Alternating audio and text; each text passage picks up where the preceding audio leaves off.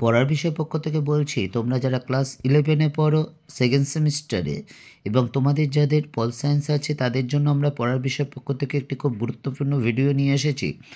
আজকে আমরা pol science second semester unit 6 অর্থাৎ লাস্ট চ্যাপ্টারের যে সাজেশন, সেই সাজেশন নিয়ে আমরা হাজির হয়েছি। চ্যাপ্টারটার নাম হচ্ছে নির্বাচন এবং প্রতিনিধিত্ব এবং উচ্চ মাধ্যমিক শিক্ষা সংসদ এই চ্যাপ্টার থেকে 6 নম্বর রেখেছে, যার জন্য 2 নম্বরের একটি এবং 4 নম্বরের একটি থাকবে, তোমাদের লিখতে হবে। তা তোমরা জানো আমরা পড়ার বিষয়ে চ্যানেল থেকে ক্লাস 11-12 ইতিহাস, রাষ্ট্রবিজ্ঞান, দর্শন এবং শিক্ষাবিজ্ঞানের বিভিন্ন সাজেশন নোট নিয়ে আমরা হাজির হচ্ছি এবং সেই অনুসারে আজকে আমরা শেষ চ্যাপ্টার রাষ্ট্রবিজ্ঞানের সাজেশন দিচ্ছি।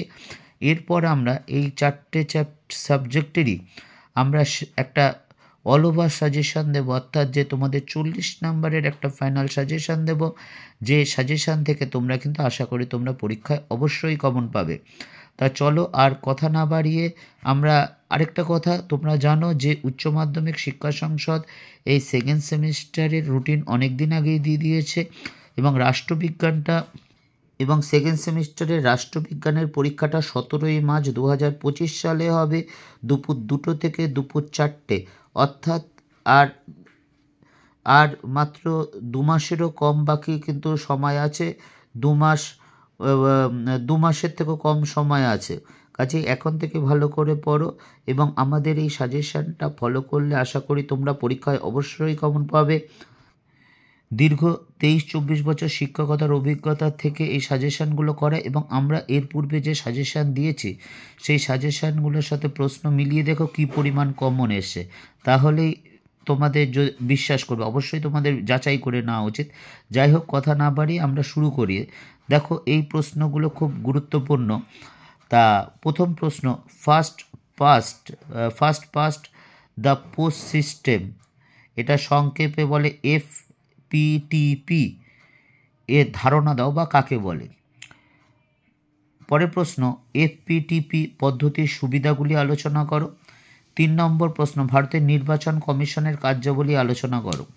এই নির্বাচন কমিশনের থেকে কোনো না কোনো কোশ্চেন অবশ্যই আসবে এবার, কিন্তু এটা নিঃসন্দেহে 2 হোক 4 হোক, নির্বাচন কমিশনের থেকে কিন্তু অবশ্যই আসবে। কাজে নির্বাচন কমিশন ব্যাপারটা খুব ভালো করে অ্যাজ এ টপিক হিসাবে পড়া উচিত। পরেরটা দেখো, সমানুপাতিক প্রতিনিধিত্বের ধারণার বিপক্ষে যুক্তি দাও। 5 নম্বর, নির্বাচন কমিশনের গঠন আলোচনা করো।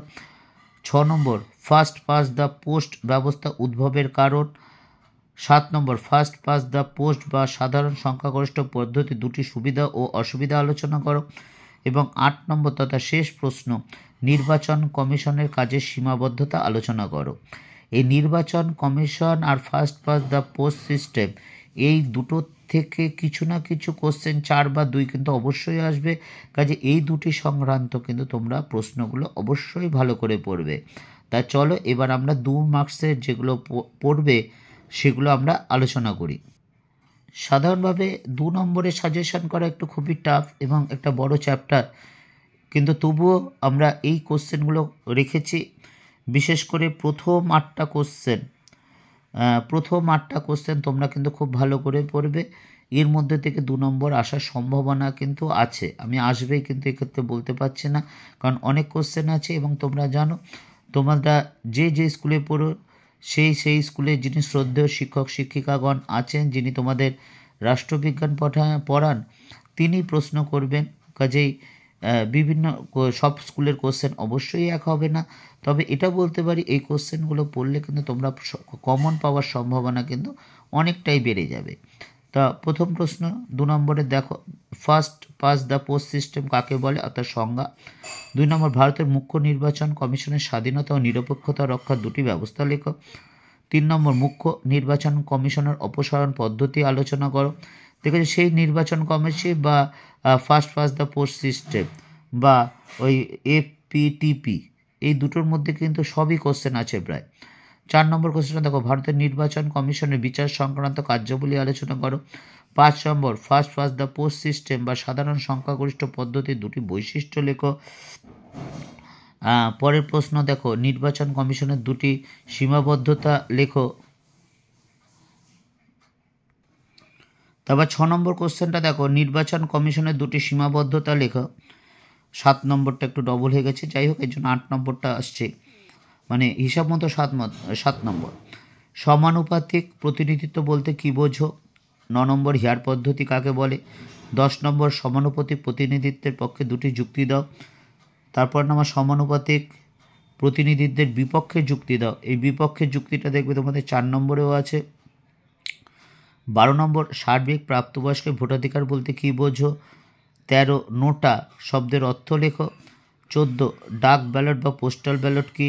15 প্রক্সি ভোটিং কি? 16 নির্বাচন সংক্রান্ত বিরোধ মীমাংসা। এই নির্বাচন সংক্রান্ত কার? রাষ্ট্রপতি আর উপরাষ্ট্রপতি।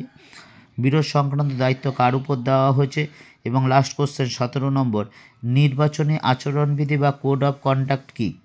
এই 17টা মানে 16টা কোশ্চেন, তার মধ্যে কিন্তু প্রথম 7টা প্রশ্ন মানে 8টা, হিসাব মতো এখানে 8টা দেখাচ্ছে, প্রকৃতপক্ষে 7টা। এই 7টা কোশ্চেন কিন্তু তোমরা খুব ভালো করে পড়বে। এর মধ্যে আসার সম্ভাবনা কিন্তু 98% স্কুলেই রয়েছে। কাজেই তোমরা এই 8টা কোশ্চেন কিন্তু পাখির চোখ করে করে যাও, অবশ্যই আসবে। আরেকটা কথা, যে নির্বাচন কমিশন বা first past the post system বা FPTP থেকে কিন্তু অবশ্যই কোশ্চেন আসবে। পড়ার বিষয় পক্ষ থেকে এতটুকুই। তোমরা জানো আমরা আমাদের এই চ্যানেলে ক্লাস 11, 12 এবং কলেজের ইতিহাস, রাষ্ট্রবিজ্ঞান, দর্শন ও শিক্ষাবিজ্ঞানের বিভিন্ন সাজেশান, নোট এবং শেষ মুহূর্তের সাজেশান নিয়ে আমরা হাজির হই সম্পূর্ণ আমাদের চ্যানেলের মাধ্যমে। যদি তোমাদের চ্যানেলটি ভালো লাগে বা উপকার হয় বা সুবিধা হয়, তাহলে আমাদের চ্যানেলটি অবশ্যই লাইক করো বা সাবস্ক্রাইব করো বা বেল আইকন টিপে রাখো। কারণ এখন থেকে আমরা অনবরত, যেহেতু পরীক্ষা 2 মাসও সময় নেই, আমরা এখন থেকে কিন্তু অনবরত এই বিষয়গুলির উপর তোমাদের সাজেশান থেকে, নোট থেকে বিভিন্ন জিনিস দেবো, যা তোমাদের কিন্তু খুবই প্রয়োজন হবে।